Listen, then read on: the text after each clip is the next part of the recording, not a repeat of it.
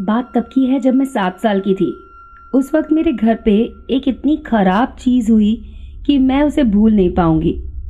मैं उस दिन 8 बजे उठी, लेकिन उठते ही मुझे लगा कि वहाँ पर कुछ तो अजीब था। मेरे बगल में मेरी बहन का बेड था और उसके ऊपर देखते ही मैं चिल्लाई।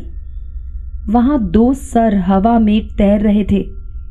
एक सर एक बूढ़ी औरत का था जिसके बाल लंबे थे और दूसरा एक बूढ़े आदमी का। मैं चिल्लाते हुए अपनी माँ के कमरे की तरफ भागी। मैंने माँ से बात बताई और किसी को दरवाजे पर खड़े देखा।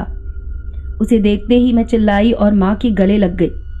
मैंने उस आदमी की तरफ उंगली करके अपनी माँ को बताया तो मेरी माँ मुझे समझाने लगी। मेरी माँ ने दरवाजे की तरफ देखते हुए कहा, अभी यहाँ से तुरंत निकलो, मैं बस उस जगह से दूर जाना चाहती थी।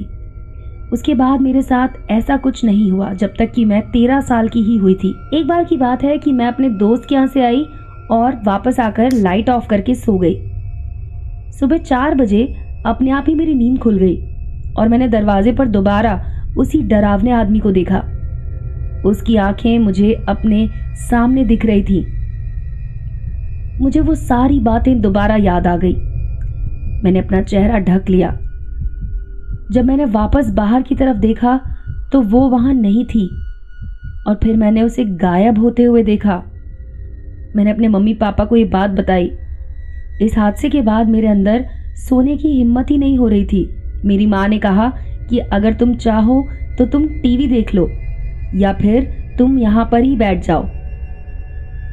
अब मैं 14 साल की हो गई हूँ और जब मैंने अपनी माँ को ये सारी बातें बताई तो वो बहुत हैरान हुई।